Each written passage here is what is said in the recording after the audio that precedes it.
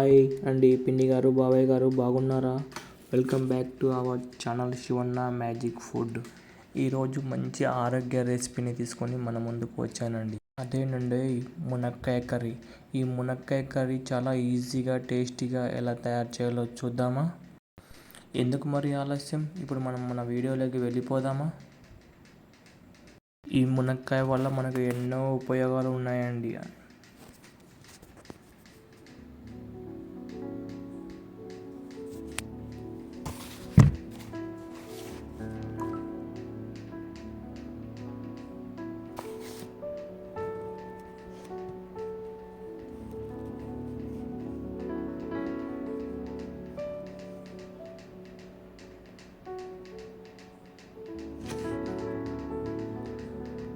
ముందుగా ఇప్పుడు మనం కొన్ని మునక్కాయలను తీసుకొని వాటిని హాఫ్గా కట్ చేసుకొని నీట్గా శుభ్రంగా వాటర్ పోసేసుకొని బాగా 1-2 సార్లు బాగా కడుక్కోవాలండి.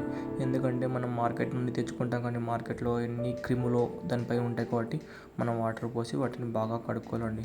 బాగా కడుక్కున్నాక ఇలా ఒకటొకటిని చిన్నగా స్మాల్ పీసులుగా బాగా అన్నిటిని 1 by 1 బాగా కట్ చేసుకోవాలండి. చూసారా అండి ఎంత బాగా కట్ చేస్తున్నానో నేను. ఇలా అన్నీ కూడా 1 by 1 ఒకటే పరిణామంలో బాగా కట్ చేసుకోవాలండి. ఇలా కట్ చేసుకున్నాక మనం చిన్న పీసులుగా ఉన్న దానికి 3 సైడ్ మనకున్న తోలు మొత్తాన్ని తీసేయాలండి. ఆ తోలు తీయకుంటే మనకు మునక్కాయ అనేది ఉడకడం జరగదండి. ఆ తోలు ఉండడం వల్ల మనకు కూర టేస్ట్ రాదండి.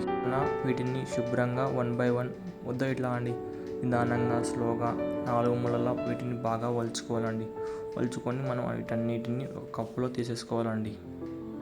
ఇలా తీసాక వీటన్నిటిని ఒక బౌల్లో తీసుకోవాలండి. బౌల్లో తీసుకున్నాక మనం మరొక వైపు గ్యాస్పై బౌల్లో పెట్టుకొని బౌల్ బాగా వేడెక్కిన తర్వాత అందులో మునక్కాయలకు తగ్గట్టుగా ఒక 2 స్పూన్స్ ఆయిల్ పోసుకోవాలండి. ఈ 2 స్పూన్స్ ఆయిల్ బాగా వేడెక్కిన తర్వాత మనం ముందుగానే కట్ చేసి పెట్టుకున్న ఆనియన్ ముక్కలను మనం ఇందులోకి యాడ్ చేసుకోవాలండి. వాటితో పాటు మనం పచ్చిమిర్చిని కూడా కొద్దిగా యాడ్ చేసుకోవాలండి. ఈ రెండు కూడా కొద్దిగా వాటితో పాటు పాకును కూడా కొద్దిగా యాడ్ చేసుకోవాలండి.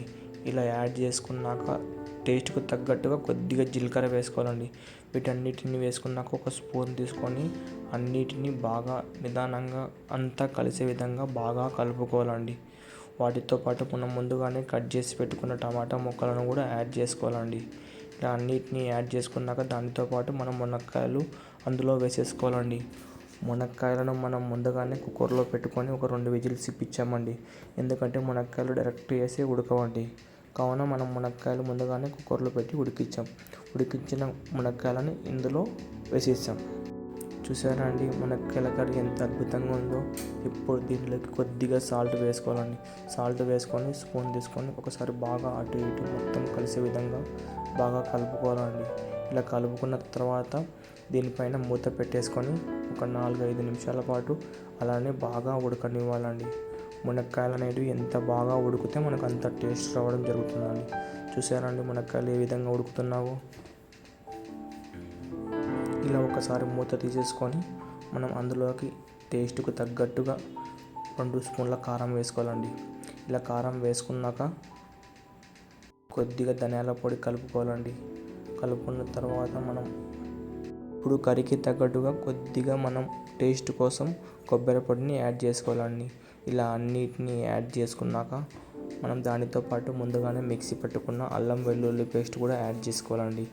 ఇలా 1 by 1 అన్నీ యాడ్ చేసుకున్నాక ఒక స్పూన్ తీసుకొని అన్నీ కలిసే విధంగా మొత్తం బాగా కలుపుకోవాలండి. చూసారా అండి మనకు మునక్కాయ కర్రీ ఆల్మోస్ట్ రెడీ అయిపోయింది.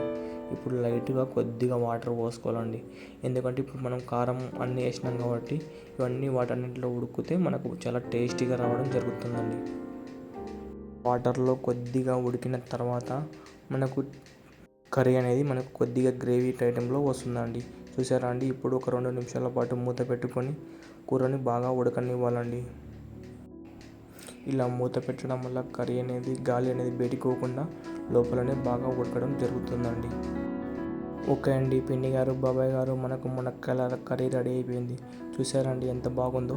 ఓకే అండి, వీడియో నచ్చినట్లయితే లైక్ చేయండి, షేర్ చేయండి, సబ్స్క్రైబ్ చేయడం మాత్రం మర్చిపోకండి.